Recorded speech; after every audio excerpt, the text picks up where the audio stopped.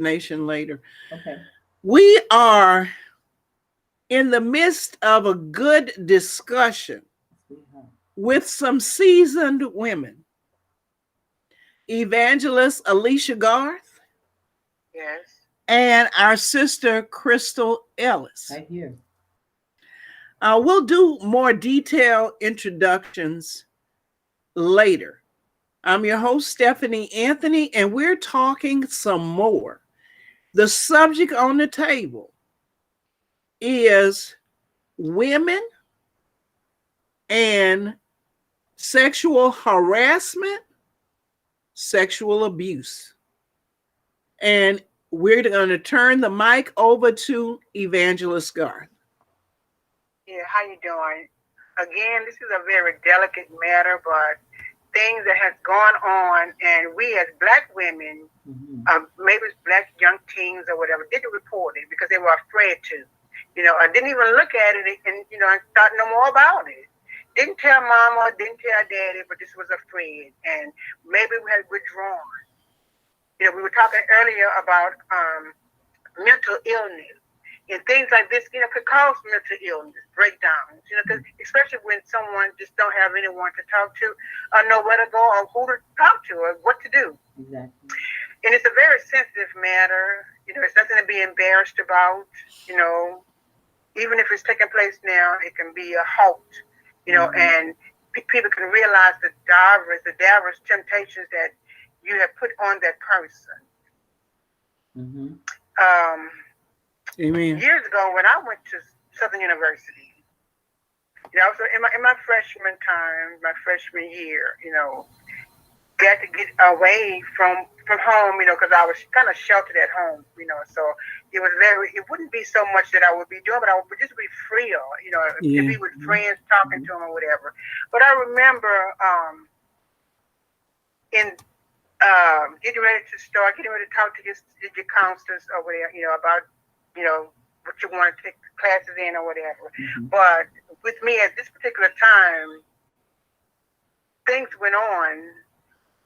One of the first things that went on was just the counselor, just getting close, and brushed up against my breast. You're young, it's just eye opens for you, and after the breast, and they know, and a lot of times these older ones with titles, they feel like they're more secure to do these things and nothing will ever be said. Exactly. But after brushing up against the breast and, just having everybody else to leave out the buildings, there's about 4 or 5 counselors in there. And like I said, this was a long time ago. It was many, many, many, many years ago. And everybody else leaving, the counselors leaving out. Maybe it was a thing that went on. Maybe they just knew to, at a certain time, to just go ahead and leave with the students or what was getting ready to take place or whatever, But anyway, I'm in there with my counselor. I'm trusting my counselor, but the weird things going on with touching and, just kind of making me uncomfortable. So when my counseling session was over, which it wasn't a counseling session, it was just horrible. I'm a young girl, 17 years old. I kind of bust out and I cried, because this is somebody that I really trusted, my counselor. And I did go to a lady that was a friend of the family, to just kind of like let her know what took place and why I was just messed up in my head, So what was told to me was, let's talk about this more. We're going to talk to the counselor, but we're not going to take it any further than that. Oh, really? Oh, really? So I did that, and they went to the counselor. And I guess because it was a thing that was done at different times. Let me see if I can understand this. She wanted you to go and have a talk with the abuser? She wanted to come with me. All right. But I don't know if it was a known factor. I don't know, because like I said, I'm young, happy to be away from home, for a little while. So, I'm not knowing what's going on, why it's going on, So because this wasn't your boyfriend, you ain't invite his attention. No, I didn't. And really I was a virgin. Yes. 17. Yeah. Like I said, I'm a shelter. My daddy was one to not have his daughters, having anybody do that or molest her he will assault, his daughters. Look, like my dad used to say, we ain't raising no strumpets around here. Come on now. Put a slip on, and you're going to be back up in this house at a decent hour. Mm-hmm. You're not going to be out there in the streets. Amen. Yes. And look, Sister Ellis know, because her grandfather was a preacher. That's right. That's right. That's right. But anyway, I also know that we're never that on topics when it comes to sexual abuse of us, rape, these type of issues, especially when it comes to us in our community, it does not seem as if we have advocates who will understand us. Instead, you have people who, because of the either the person who's done it, they don't want to insult them. Like if a preacher has molested you, or someone else in authority, or someone else has abused you, sometimes you'll find that not only are your parents against it, but even the members in the church or the members in the organizations are like, well, I can't believe it. Why would he pick her? Why would you go. All these things, all the people, then he picked her, so what is that? And the truth be told, we end up injured.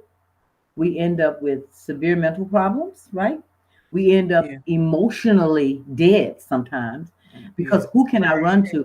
Who do I have to run to? Yeah, I can go fall on my knees and I can pray to God and I can say, God, this happened to me. I know you know it, right? I can do all of that. I can bathe myself 1,000 times after someone has raped me or molested me. I could do that. But the bottom line is, in the back of my head, that incident is there and I'm alone. We don't have, and even the matriarchs of the church, you might have some, especially if it happened with a pastor, who back in the day might listen to you, but most oftentimes, what was you doing? What did you wear? Yeah. What kind of clothes you were wearing? What kind of clothes would you have? What did you do? We know about how people act with Reb, and so at that point, you know what you want to do? You just close up and you say, okay, so they're going to say it's all my fault. This man who they sent me to for guidance, who's supposed to help me, because I came in here, he knew my weakness and he came on to me, kissed me, either stuck his tongue in my mouth, touched me in a place that was inappropriate, or rubbed himself up against me, right? By accident. Yeah. All this is my fault because I have a problem that I'm coming to you for help, but it's my fault I have a problem. Now it's my fault that you are touching me, that you're abusing me. And now who do I have to talk to? Because those people out there, why you? Why would he pick you? From people I've talked to, young women who have been molested by fathers and stepfathers and stuff, I've talked to these young women, and you know what they tell me? One girl specifically told me, she said, I went to my mother, I went to my brother, I went to my grandmother, I went to my aunts, and every last one of them says, you are the fattest, and this is what she was told, you're the fattest and the darkest and the most unattractive child that your mother has. Why would he pick you when you have two pretty little sisters over here with the light skin, long hair, gorgeous girls, and he's never touched them? You know why he did it to her? Because he knew that nobody would believe her, and he knew that she was going to be left alone. And that woman, till today, still has problems with intimacy. She is bitter against her. If she never sees her brother again, it's fine with her. You know why? Because she told him, and he looked at her and said, he wouldn't do that to you. I wouldn't. I mean, I don't know what to say when your brother look at you and say that. I wouldn't touch you. Usually the brothers have a little wisdom. But here we go with an Evangelist Garth situation. 17 years old, young, version of this man, grown person of authority, who wears the title at a university, has it molested her. So she goes to an older person in her community. What happened? She talked to me, I don't know if it was just a thing that was just, a lot of grown people, a lot of professors or counselors just knew, but the talking that she did, it was very shocking to me. Like what? Because it was nothing of, let's go back and go to the authorities or this or that, but what was looked at was what the titles were. He was not only a counselor, but a professor and a deacon in a church. Yeah. You know, sometimes, you know, that you feel, you could feel, you know, but you would think that you can feel a little bit comfortable with it. It's very expensive, deacon, you know. But he was a it predator, and I wanna say this out and hold it just a minute, because there are young girls and not so young girls. I mean, you know, at our age, and I think, you know, I think we are all three over 50, huh? Oh yeah. Yeah. I know I am. All right, I am. Well, even at our age, you got to be careful, because I'm gonna be honest with you. Some predators, in fact, there was a serial killer that BKY, I think he was, that he changed his MO and went from young women to old women. He would not only the B was bind, BTK, bind, torture, and kill. He would get in his young days, he would go for young women.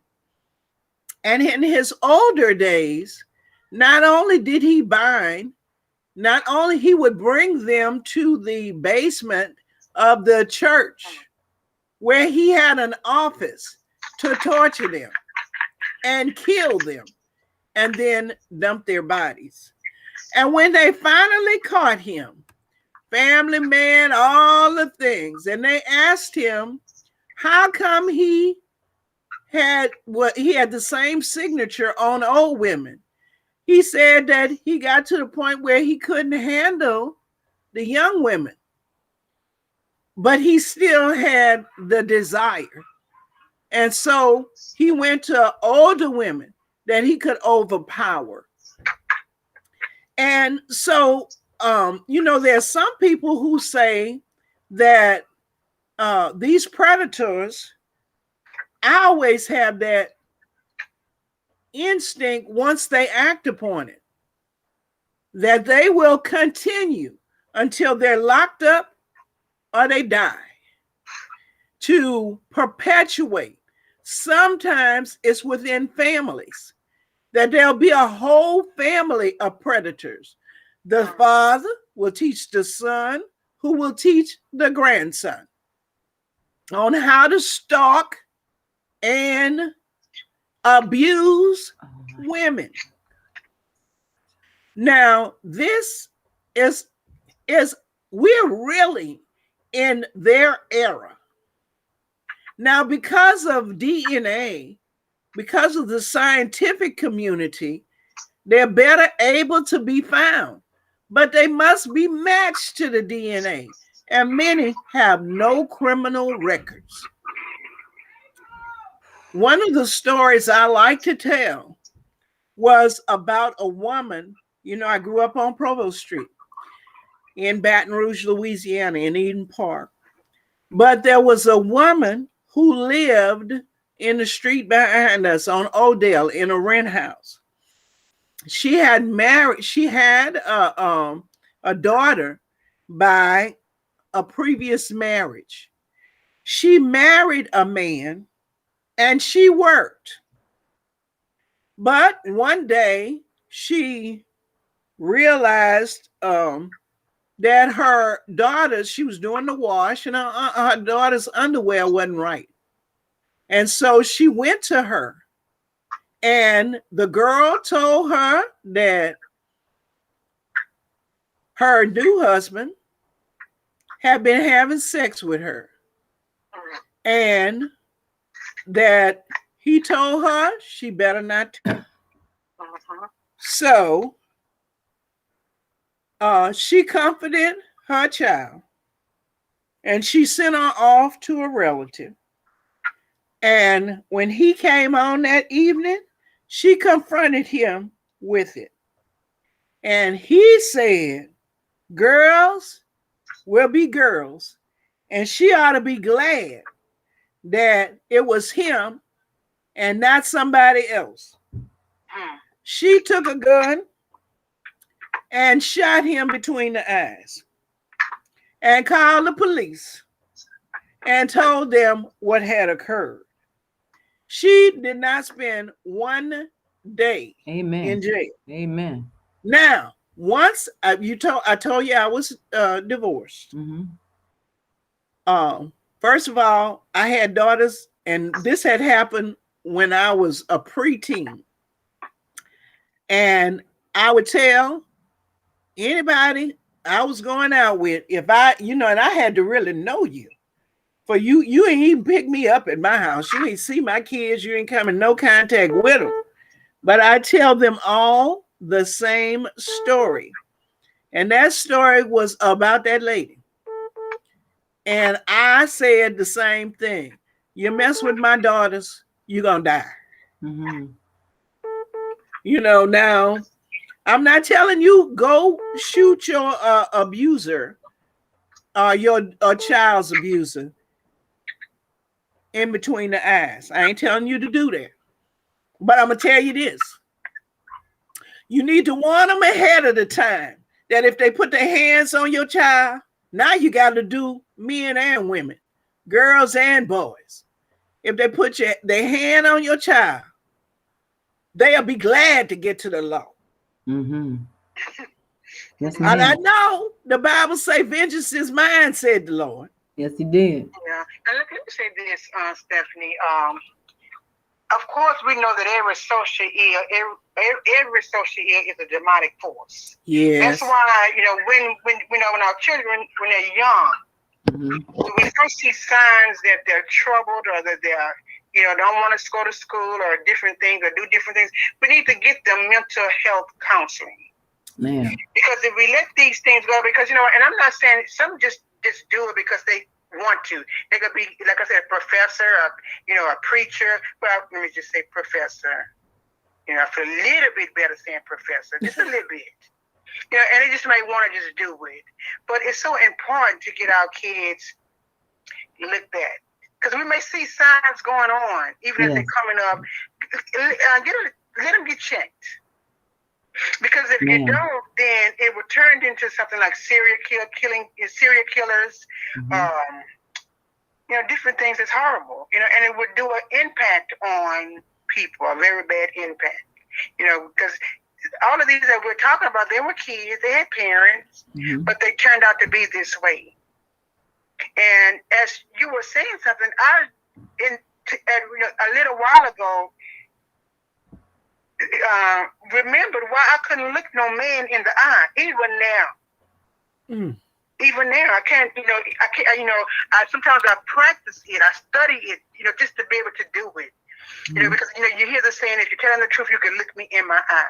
I could be telling the truth, and I can't look you in the eye because of what went on, and that's a problem. You know what, Evangelist? This is a revelation, because I can't look men in the eye either. I can't do it. I try. It's just a hard thing for me. But maybe I'm delivered. Thank you, Jesus, today.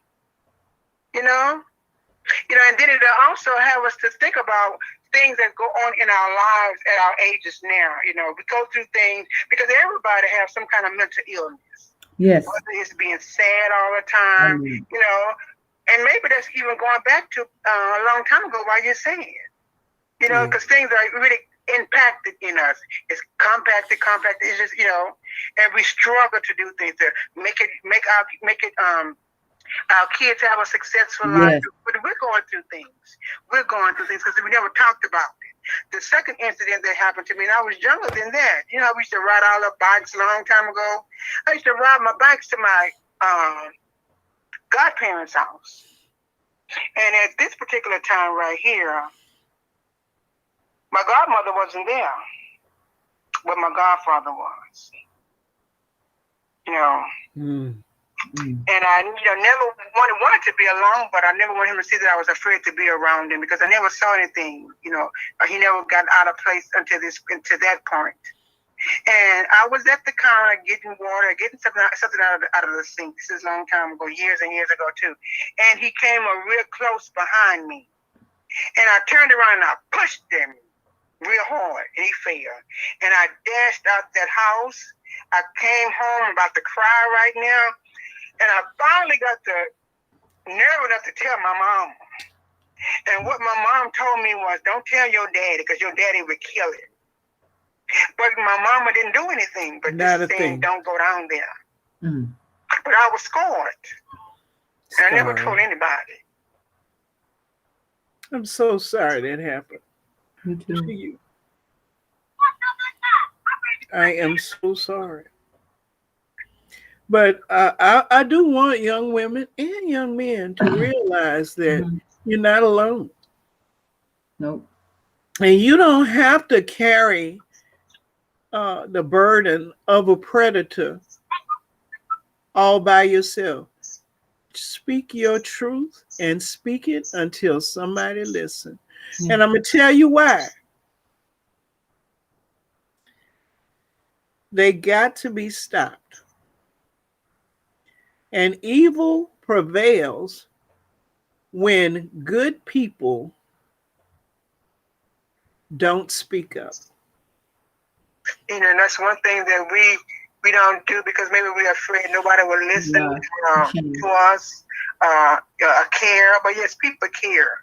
You know, when it was exposed some years ago, whatever state it was in, everybody, the movie stars, well, I don't have to say movie stars, but they were exposed. They were, you know, it's just coming out of the woodworks or whatever. But you know what? But black people, black women have been going through it a long time. And maybe tell a mom, maybe telling a friend, but we was not there. You didn't see black women to talk about someone who had molested me or sexual assaulted me for years. We were not there. I don't know if it's this thing where, you know, I don't tell anybody, you know, because, you know, we don't do this in the family, you know. I don't know, but you know what? It damaged a young person having to live with this, you know, even if not, not even, just to deal with it. Yeah. You know. Now, I'm going to say and it's important to talk about. It's important. This, I have not spoken on Let's Talk about the LSU situation. But I'm going to say this. This newest Title IX situation where all of these people, all of these young ladies, and in one particular case, a young man, reported attempted sexual assault or sexual assault. And there's a federal law, which they call Title IX, that is against that. And it's supposed to be a whole system in place for you to be able to report and for them to weed out sexual predators. Yeah. And the big hoopla at LSU is because they systematically hid and put up roadblocks to circumvent the law so that the predators could continue with anonymity and immunity until another university uncovered and would not hire a head coach. And they said, this is what went down. Now LSU is scrambling. The light of day has shown. Now, Sister Ellis, you have a story, but before you tell us, because you went to LSU, I want to say a story that I don't know personally, but struck me very, very oddly. They had a female coach, basketball coach, that retired. She was a white female winning coach, and she brought up a woman that she had mentored, black female, that was at another university. She wanted her to take her place. And she came in winning too. And then a young woman said that she had been going with the black female coach. And I said, oh my goodness, this is abuse of authority. I don't care if, she was 18 or 19, that she's still in position where she is an underling. And the coach has authority over her and her future. This is an imbalance in power. And that female coach, I don't care what the situation was, should have never been in an emotional, psychological, or sexual relationship with that young girl. No. Well, they hurried up and wrapped that up, and that girl, that coach went to another university. And you ain't hear no more about it. And I said to myself, they're not going to bring charges. They're not going to reprimand. They're not going to stop this mess in its infancy. If this is the infancy, they ain't do jack. And now in the case of this Title IX situation, we know that it was a culture of letting athletic predators, and yes, I call them that, roam free and having their pick and damaging these young lives for their own gratification. Sister Ellis, I'm turning the mic over to you. But that is the truth. And when I think about my days at LSU, which, I was down there, it was in the, 74, I graduated during the 70s. And I have to admit, this is what I'm going to tell you, that you might have someone say, we have a young man. And I've heard when I say females speak up, and let's say hearsay, or females who you talk to, and they're like, it's such and such, approached me and said, hey, like they got these guys coming in from Seattle. Do you want to go out and date them? And I'm like, no. Well, yeah, but I was kind of like scared of people. I was a rape victim, so it's kind of like, oh no, yeah, way back. So it's like, you just don't want to go out and just doing this kind. So it's like, it was a no thing. And then what you would find out is that the coaches or whomever would say, okay, we pay for dinner, we pay for this, we'll pay for that, And you have to look at, I know a lot of people are going to say this, and I can hear the minds going now, well, nobody forced you. Nobody made you, right? Nobody made you go. But when you have young, impressionable girls on campus and you're going to have a free meal here, I can't say any of these women have ever told me that they were offered money. Can't say that. But you're offered an opportunity to go out with this possibly athlete who's going to possibly go pro, and so you're there. You're infatuated. You go out. You would hear on campus things like and you're a teenager. Yes. Without wisdom. You also would hear the horror stories. Oh, like, no. Everybody knew about the story about maybe someone who was with an athlete and he got angry with her because she didn't put out and he beat her up, or he did something to her. Well, everybody would wonder why you didn't hear these stories out here, because LSU was able to keep everything within campus, right? And they did. It's you don't want your school, whether it's LSU, whether it's Southern, whether it's UCLA. The system is to keep this because we don't want our school plastered all over the place, but nothing stops you from soliciting these young evangelists. We have a background noise, so I'm gonna. I don't think it's you, but I want you to speak a little louder so that we can make sure that we hear every word you say. Okay. So what I'm getting to is that young ladies who are on the campuses who are presented with the opportunity to meet the next upcoming star, right? Yeah. I know people are going to say you have an option not to go. Most often they're not. And this is our society today. Back in the day, they didn't. They're not doing it now. But what you don't expect is that you're going to go into a somewhere where somebody's going to be allowed to abuse you, right? Get away with abuse. And then if you report it, you're not the victim, right? But you're the person that initiated this.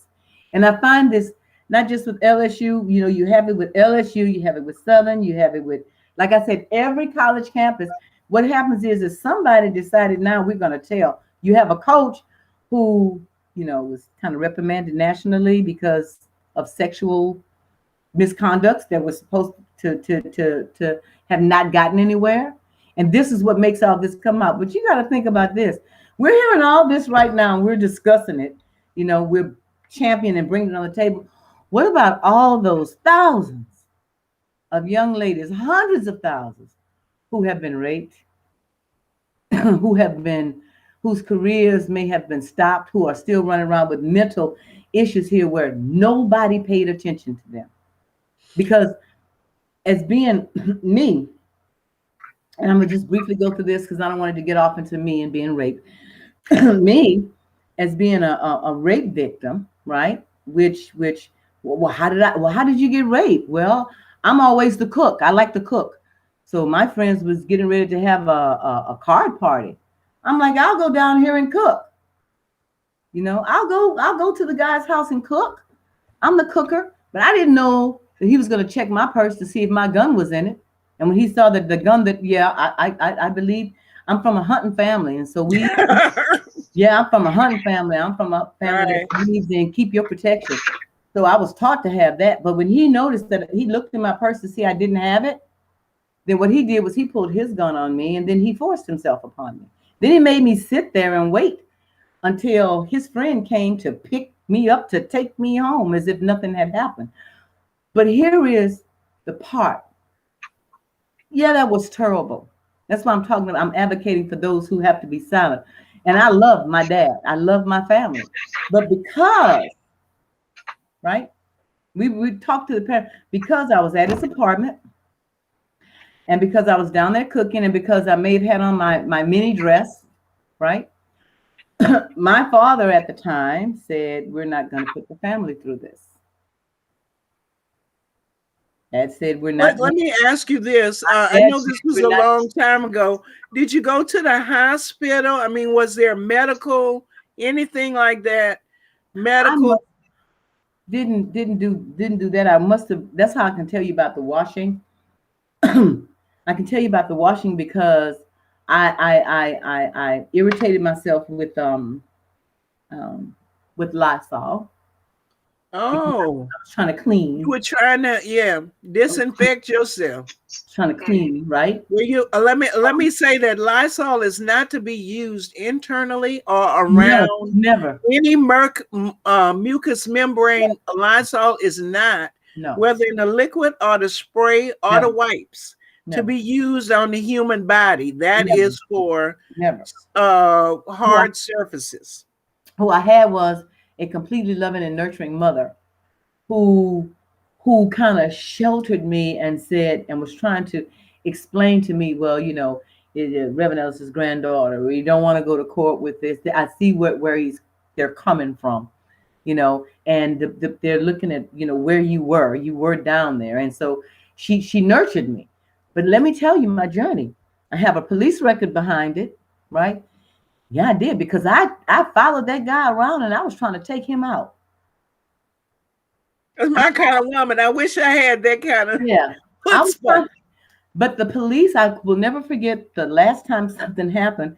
We were surrounded by police officers off of Terrace Street, and the officers came to me and they were talking to my family, and they were like, "Okay, this is like the second or third time we've had to." Oh, you were stalking him. He couldn't get no rest. No, he couldn't get no peace. No. And he had to look all behind him all the time, wondering if you and your gun had appeared. Me and my gun, and me and my car, so me and my brothers, because I did try. And what the system let me know was, you're about to end up in jail, in trouble behind this. And he'll go on. He said, we can't protect you because you are the aggressor here. And so when my mother was telling him what happened to me, He said, this is how you do this. I'm not mentioning any names, but he said, you're not going to get satisfaction in the justice system for this either. He said, you're going to have to get a couple of your family members to catch him somewhere and take him on the levee. Oh, the cage bird sings kind of. Now, listen, we're not advocating that as well. But what we are advocating is that you find an advocate. Exactly. And no matter how long it takes. Yes. And I'm going to tell you that the Lord is merciful. Yes. And I'll tell you one of my stories. I got a bunch of them. Let me tell you what. But when I went to help, though, I went to a counselor. Oh, wait a minute. Go on now. It doesn't stop there. Okay. Later on in my life, I went to a counselor because I was having some issues. And I told him about this. Do you know what he said to me? What? He said, well, you are a very attractive young woman. Oh, no. Alicia. This was a psychiatrist. I just want to put this in there and let you know that sexual assault is not about sex. It's about power. Power. It's about power. And as a professional, he should have known that even back then. He was trying to he was making a pass. Yes. And I understood that, and I never went to him for another counseling session. I heard that. I never did. You got some wisdom. Yeah, I never did go back. But what I do realize is that sexual assault and the type of abuse that we've had to suffer, you always feel as if it was something that you could have done, right? And I hear people say, oh, a woman is raped, she wants to be raped. No, it's not. When a man has put his weight down on you and has a gun to the side of your temple and is forcing himself on you, believe me, people say you can kick, you can do all that, but he has a gun here while he's forcing himself on you. And it's painful and it hurts. And for years and years and years until this day, right? Mm-hmm. And I'm not going to tell anybody I'm so cute and I'm so great. Yes, I have come a long way. Yes, I have been able to function. But I'm not going to tell any person that right now today, I can't remember that moment. I can remember that moment. I can put it right here in my head and I can weep. And it doesn't help that I see this person. Oh, he's still alive. He's still alive. He's a crackhead for life, but He's a crackhead. Yeah, for life. He is. For life. You say this man will never get. But you want to let me tell you a little story about what my family caused other women. That very man that did that to me, I was in a workout class over at the Leo S. Butler Center, and I was with another young lady. And when he walked in that workout class to pick up his girlfriend, I started gagging. The other young lady in the class noticed me gagging, came over to me. She said, what is it about him? Why did you do that when you saw him? And I asked her, why are you asking me? She said, because he raped me and he used a whip and a knife. Oh! Then I found out not only had he raped her, but he had also raped the man who used to who had a little shop down in South Baton Rouge, and he didn't have any legs. So his granddaughter would be the person who would take the people in. He raped her because we did not go to the police, right? Because none of us went to the police. None of us did. How many people did he get away with raping? I know 3. I know 2 other people other than myself. You're listening to Let's Talk Some More. And this is a heavy conversation.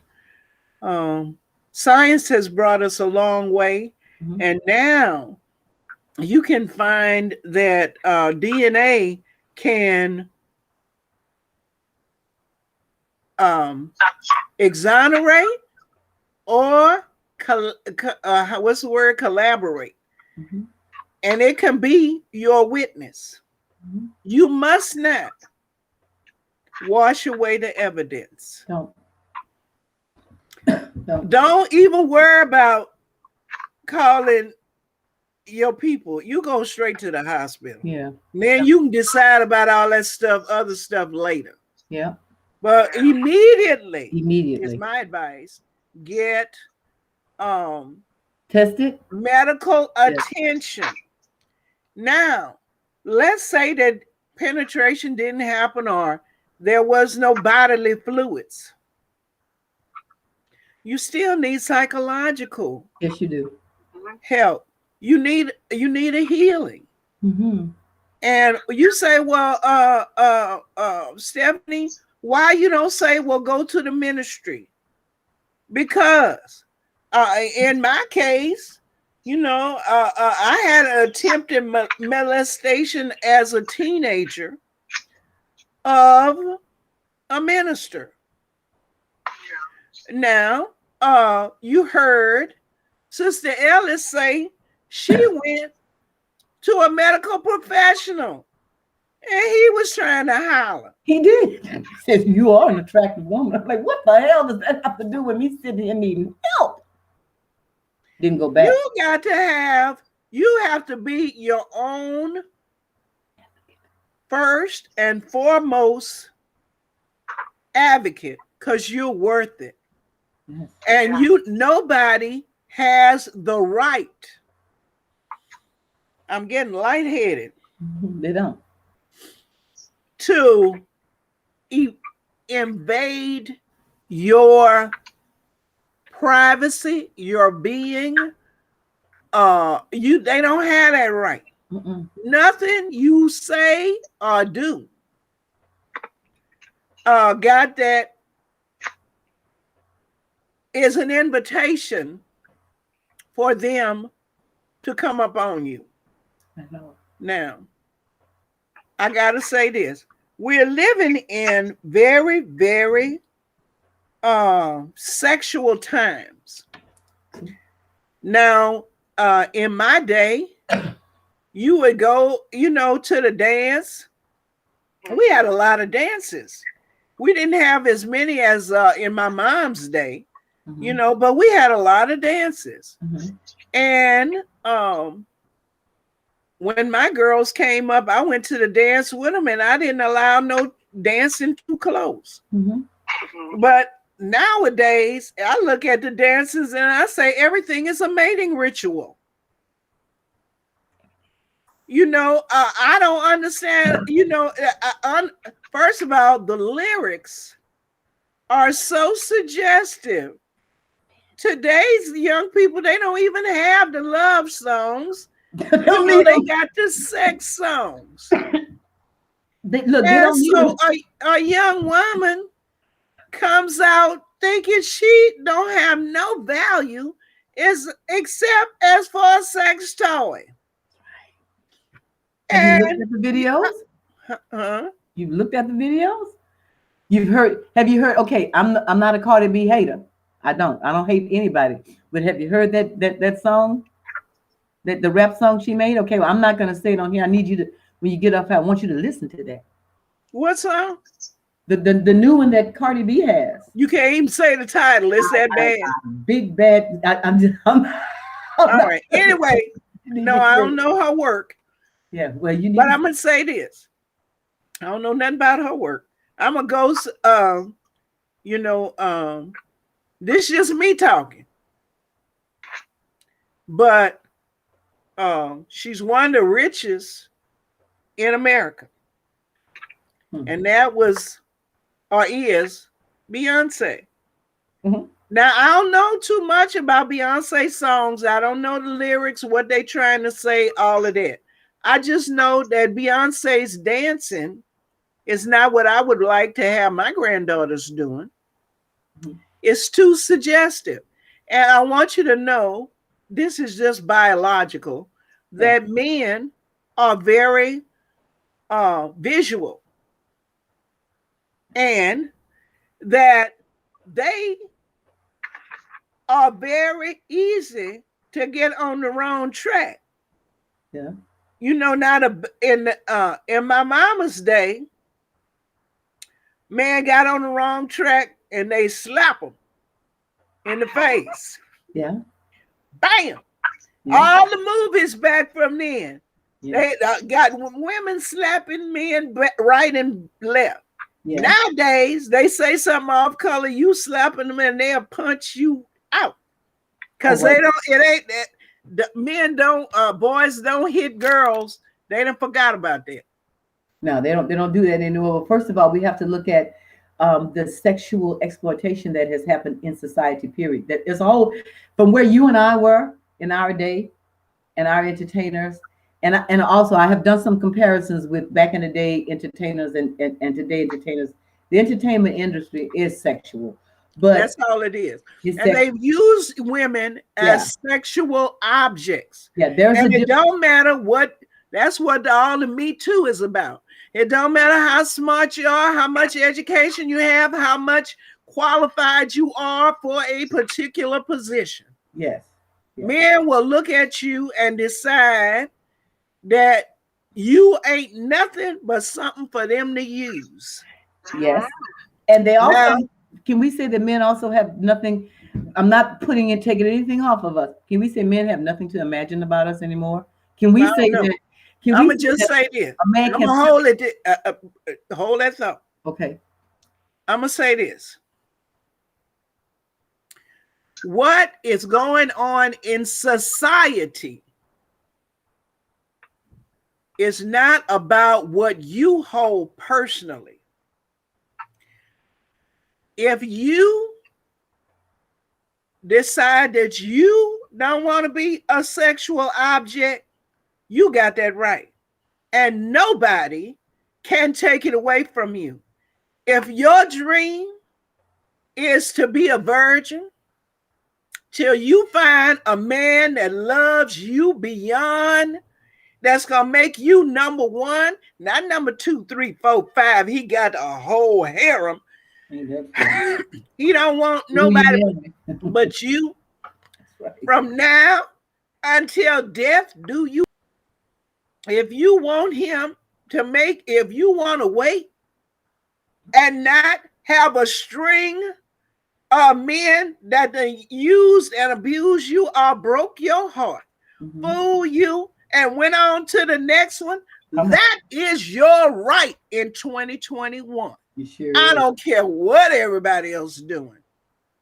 Now I'm gonna tell you something that I don't usually say, but let me tell you the first.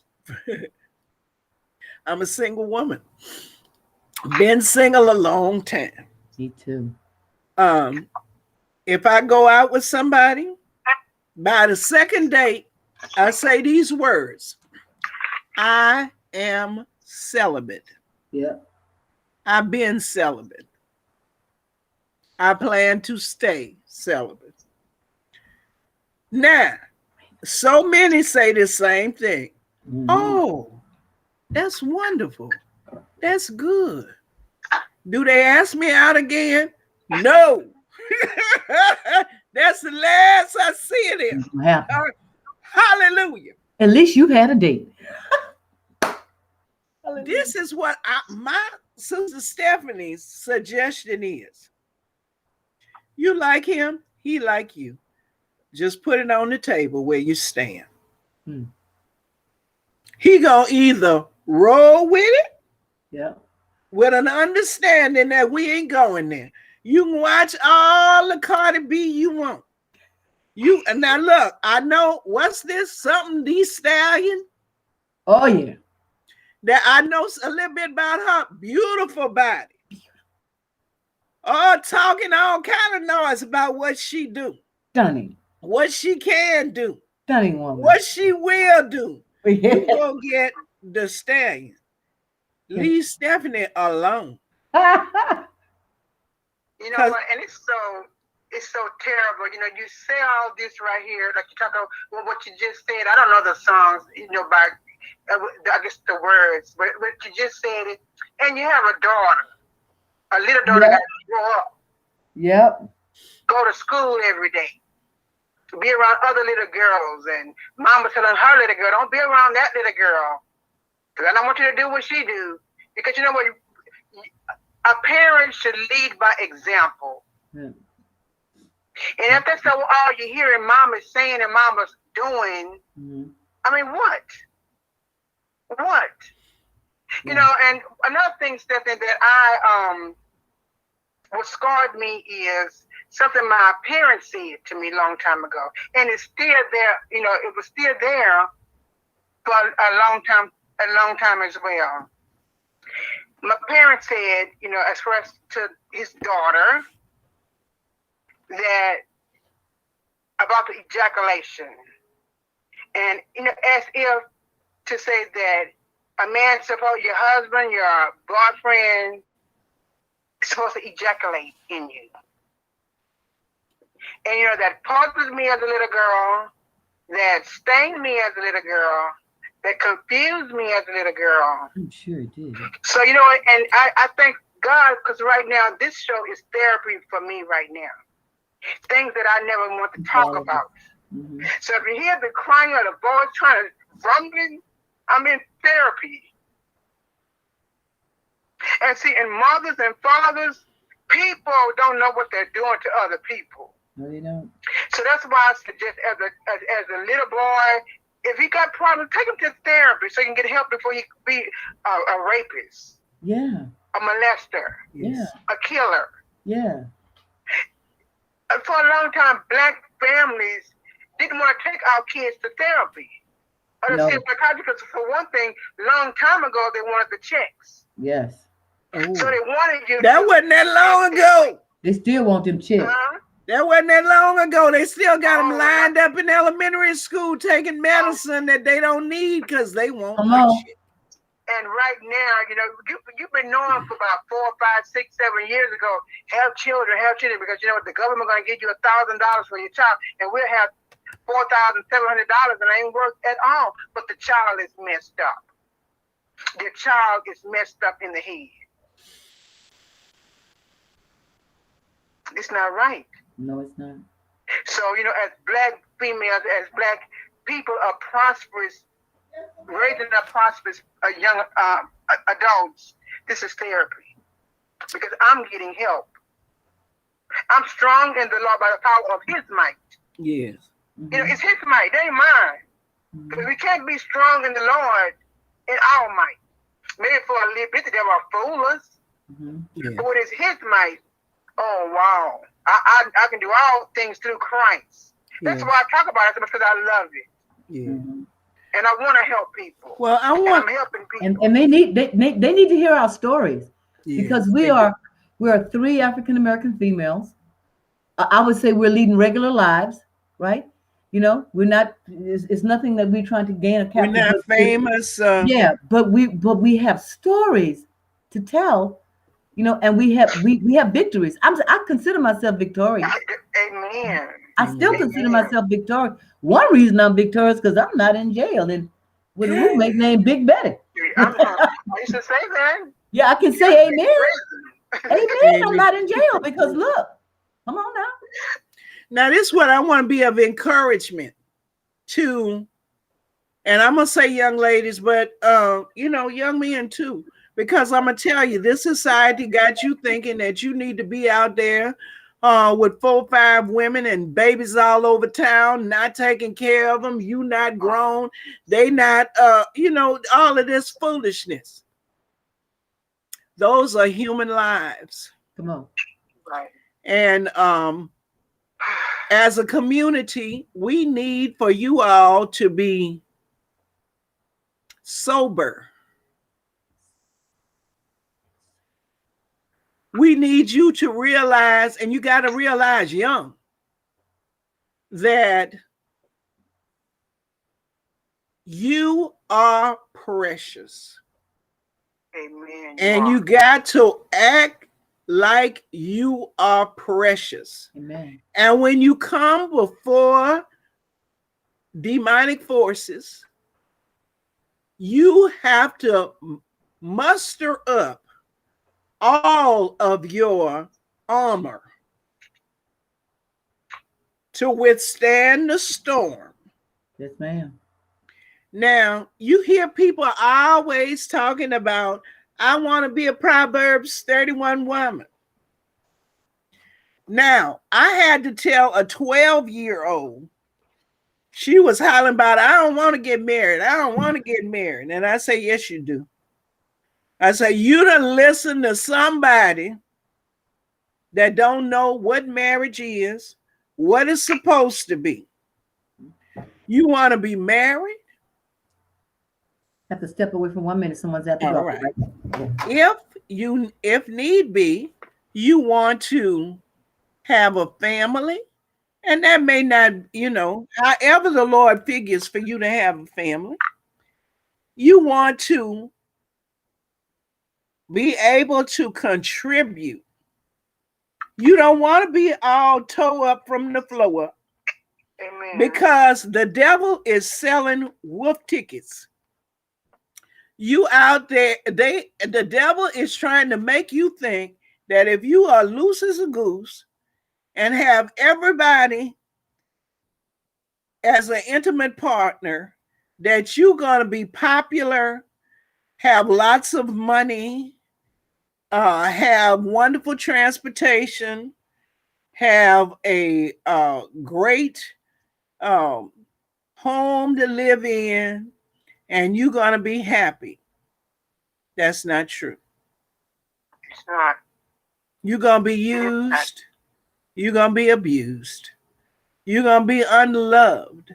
You're going to be treated like an object because the individual or individuals do not realize that you are wonderfully, gloriously made, that you have a purpose, a divine purpose.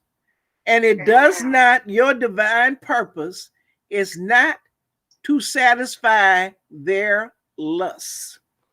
Now, you might say, oh, Sister Stephanie, what you talking about? This is what I'm talking about. If there is a praying man, a male out there, they're saying, Lord, I see a lot of good-looking women, but I want the one that you have for me. And if you are saying, Lord, I see a lot of muscles, I see a lot of money, but who do you have for me? Mm-hmm. Amen. Then in the spirit, you gonna find the right one. I'm taking that as a confirmation. All right, Miss 50 plus. Glory. Now, you hear him all the way talking about a Proverbs 31 woman. And I'm going to be coming. Look, I know I sound like Evangelist Garth, but I'm going to come from the New Living, is this a New Living Translation? Yes. And it says, who can find a virtuous and capable wife? She is more precious than rubies. Her husband can trust her. They got about 5-6 TV shows on there. He cheating, she cheating, Come on now. cheating. Who, baby? Here, the neighbor's baby. The down the street, baby. The mailman, my brother-in-law, baby. Everybody. I mean, I'm like, what? Look, they done got rich. What's the man that they be fighting all the time on his show? Oh my goodness. He done got another show where he is a respectable judge. Is it Jerry Springer? Jerry. Some people come on his show, they so terrible. Some people come on his show, he say, don't you need to go to Murray? My God, look at them. They have made an industry.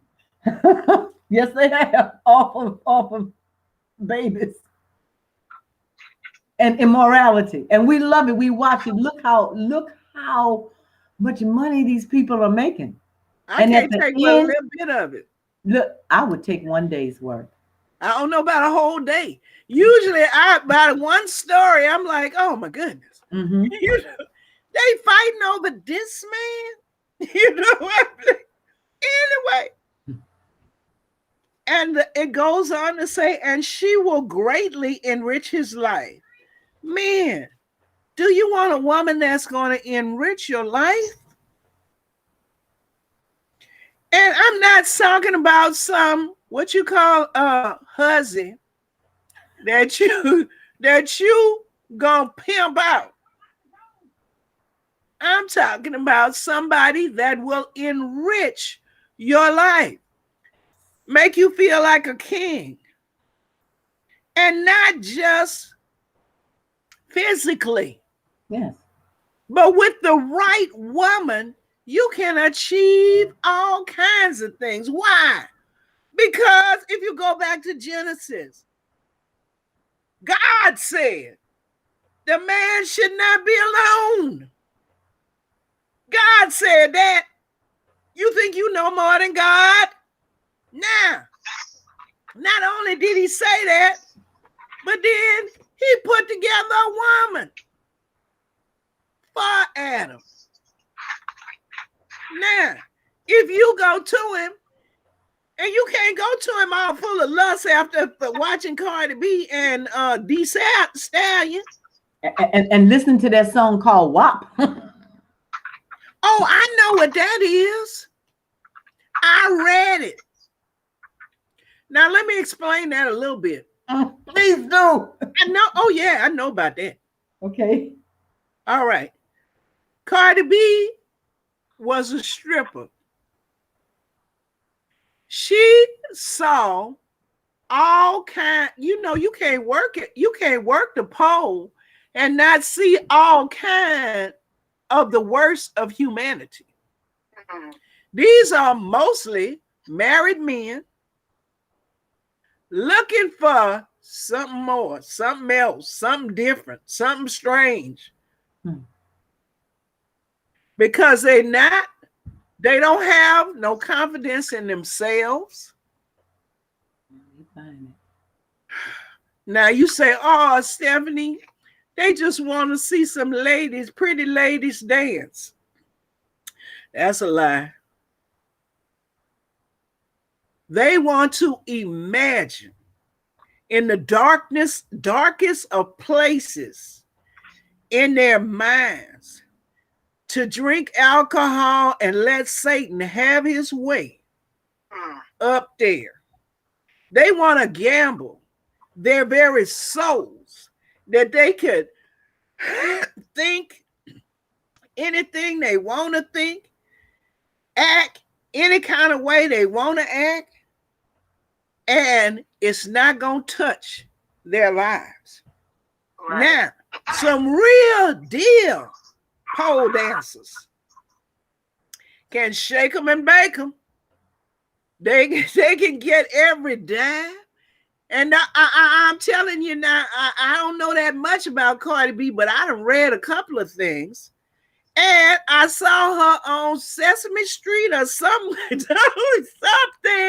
She had a little puppet. You know, the little puppet was her boyfriend. And she was telling him, come on, let's go get this money. She say it's all about the money. She has taken her persona. She done changed her name to alcohol. I saw on a talk show. She say they used to call her Bacardi, but there was some trademark infringement, and the Bacardi rum people say no, that was her drink. So she made it Cardi B, so she could make that money. And that's what she's doing. But the scripture answered that. What does it finish it, Evangelist? I'm sorry. What? Wait. What does it profit a man? Oh my God! Yeah, a man to gain the whole world and lose his soul. Mm-hmm. What does it profit a man, woman, humanity, to gain the whole world and lose your soul. This is just the dressing room. You here for a very short amount of time. I know it. Then what happens? You got to leave this place for eternity. Now, is it going to be eternal life? Or is it going to be eternal damnation? And you wallow with the devil and all he got to offer for eternity. Now, this is what I want you to see. Sister Stephanie believed in a true heaven and a true hell. Now, I don't know what you believe, but let's just surmise for a moment that all the nastiest, meanest, ugliest, most vile individuals that you have ever met are in one place. And they are being surrounded and egged on by the deepest, darkest, most vile spirits that ever were let loose. Now, here you are.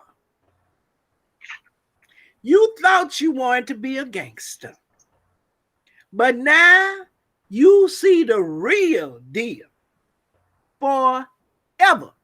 There you are, locked up, tangled up, chained up with entities that don't want nothing but for you to be in pain, in agony, to see you moan, to see you miserable, to see you not have a drop of water even.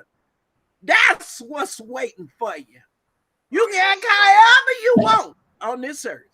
You can sit up there and act like, okay, all right, I'm the bad one. I can do anything I want. I can go through all the women. I can spoil all the kids, don't take care of them, don't give them 5 minutes. I can dance like I want. I can do all the drugs, drink all the alcohol, steal and kill and destroy. And I'm the baddest. Let me tell you, no, you not. You ain't the baddest. You ain't seen the baddest. You done seen elementary school bad. Elementary school bad.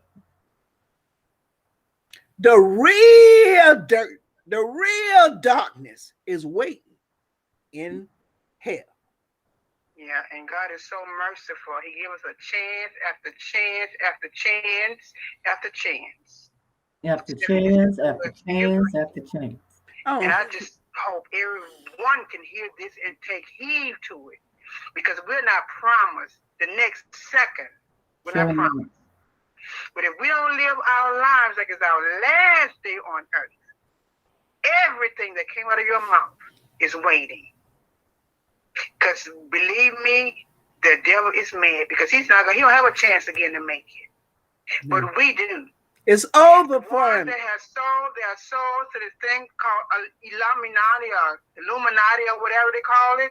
You better denounce that and better ask God, better get on your face and ask God to help you. Listen. To help yourself. Because so many have and I hear that, because I don't, understand it, how people can get so, and do the things that I see or what I hear. And I wonder, how could you do that? And have a mother. You just heard something and it struck the mother so hard, she couldn't believe her son said that. See, things will come out of your mouth and you don't even know. The devil is using you like a puppet. The devil is using ones like a puppet. And you know what this string is for, where it's going. This string, pull it out, you're going to do this right here. And you don't even know why you're saying what you're saying. And you're thinking about it every day. Why did I say that in front of my mother? Mama looking like, that's my son?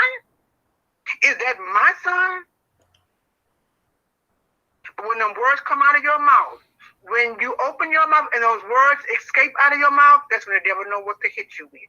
But when it's in your mind and you can pray and get your prayer warriors or get your warriors, because when you don't know what's on your mind until you speak it out. He don't know that you have a headache until you speak, I got a migraine headache. See, the devil just waiting on you to say things so he could know where to go, what to do. See, that's when the defeat come in. You want to ask, why am I defeated? Why am I so defeated? Why can't I have no money? Because you're saying you don't have no money. Evangelist, I hope that this is a wake-up call for everyone.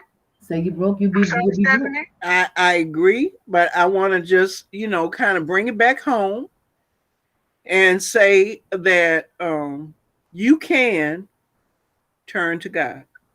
Oh, yes, you can. Now, You can. Oh. I want you to go back. Yesterday was Friday. Friday, so that would have been Friday, March the 30th. Is that right? April Today 30th. is the 1st. So what was it? April 30th. April 30th. Thank you. Mm-hmm. And I haven't had no breakfast or lunch. Look, I'm sitting here, mama's come to the door. She like, I'm hungry. I understand. My stomach is saying, wind it up. But this is good. This is what I want you to do. This is what I want you to do. Okay. I want you to go to the WTQT 106.1 FM Facebook page. Okay. Pastor Anthony Allen did a lesson yesterday on prayer. Every last person that hears this, I want you to go and play that back, and maybe I can link it for you as well. So what is that call again on Facebook? WTQT. TQT. WTQT 106.1. Okay. FM. Okay. Let's go Facebook page. And okay. Every day at 12. No. It's not every day, because not on the weekends. He does the noonday prayer hour. In fact, I brought back the noonday prayer hour over at WTQT. But he did a lesson yesterday on prayer that I believe is perfect. And everybody, I don't care what your situation is, what the problems is, I want you to go and view that. And then use the instructions on how we must pray. We're talking to the creator of heaven and earth. You can't come to him any kind of way. Sure cannot.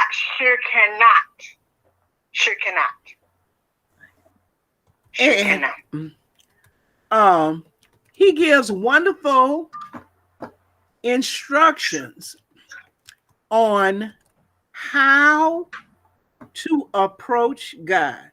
It's not like nothing you see on TV or what you imagine. But the process for approaching God has to be from the Spirit, because God is a spirit. And he must be approached in the Spirit. So you need the Holy Spirit. Now, I'm going to jump right here, right now, because I know many of you are saying, oh, she's going to start about talking in tongues. No, I'm not. Because tongue talking not going to get you in heaven. I don't care. And I don't care what nobody say. It's just like taking communion, not going to get you into heaven. That is not the ticket. Baptism in and of itself, that ain't getting you nowhere. These are symbols. They are tools.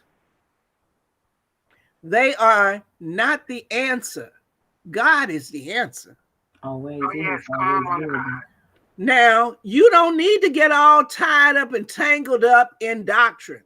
You can't go to heaven unless you're wearing white. No, that's man-made stuff that they done got clogged up and got you all confused and themselves. And you're not gonna go if you wear makeup either. That lipstick and then you ain't getting that. All of that. You ain't getting in it. All of that. Now it's fine. You want to wear long skirts, no lipstick. That's fine. It's not gonna keep you out of heaven, but it ain't gonna get you in. The things that are of God are of the Spirit. And there are all kinds of spirits. We talk about the Holy Spirit. All right. That's what you want to become one with. Become in tune with. So he gives a very, very good lesson on that. I had to just call and thank him for that lesson. And I said at the time, my mother and I were listening in, and I wanted to blast it throughout the nursing home. I wanted to blast it in the streets. Wow. It is a powerful lesson, and it is exactly what not only the children of God, but the lost everywhere. The lost people are seeking an answer. Especially now during COVID, when they got a minute. Now I know there's a lot of people out there with traffic jams and so forth and so on, but there are a lot of people who are quietly sitting and pondering this life and the next. You want to have time to talk with God, and you out of the habit. You've been giving God some lip service, like the Cardi B's and the D Stallions counterfeits of joy. We haven't had the real joy, the spiritual joy. We seek in joy, and so we figure that we can get joy by abusing somebody else's flesh. No. That won't do it. Yeah. We got to go, and you can't rush God. Lord knows you can't. Sometimes you want to. You might. Yeah, you say, Lord, can you just come tomorrow with this? Guess what? You got to put all of these cares on the side and let God know, speak out that you trust, that you believe, that above all others, you might have a bookshelf full of books. You might have a wall full of diplomas. You can have all of the trappings of life, but you got to let him know none of that is important. What's important is him. We were created to worship. That's what some people, I know that people, we wasn't created. We just came to be. Okay, fine. For those of you who want some answers,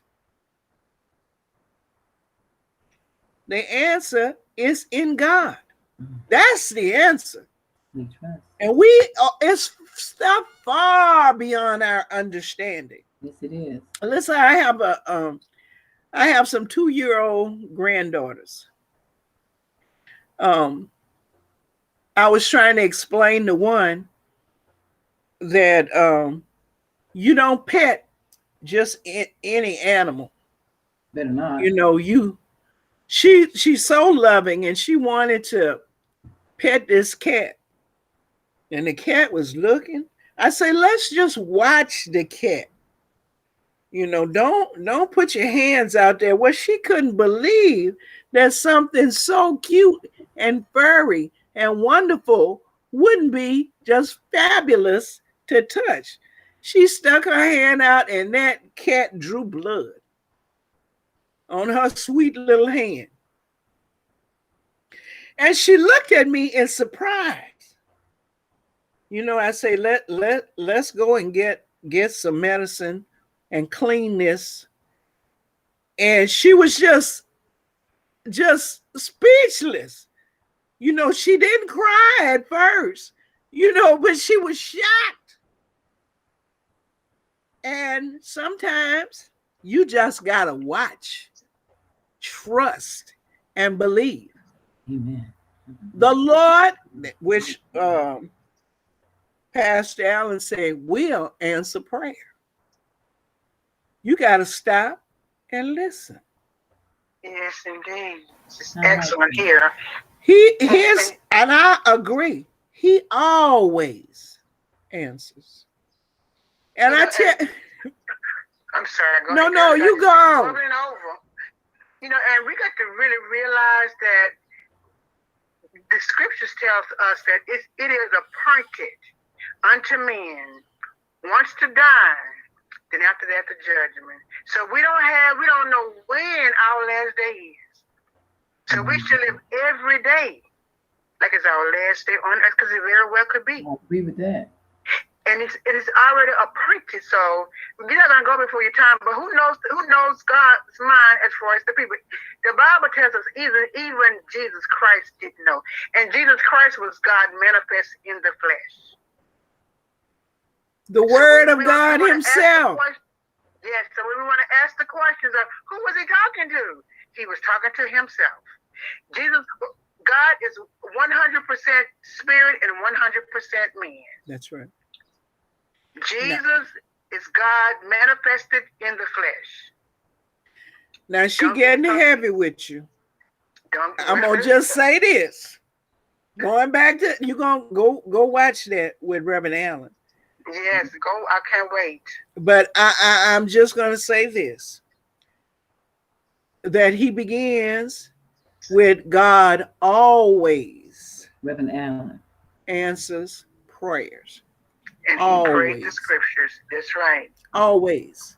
Now, I'm gonna tell you something. There have been I wasn't listening for an answer, but there have been some answers that the Lord gave me years later. But I couldn't have understood it no way. Like my little grandbaby, she couldn't understand me telling her, let's just watch. Don't touch that cat. Don't touch it. Don't touch that cat. You ain't ready for what that cat about to get dish out. It was so fast. So there are times it's been a long time. But when I was open to the answer, and I had the life experiences that made me able to understand. Remember when the old people used to say you'll understand it better by and by. By and by. You will understand it better. Don't be giving up on God.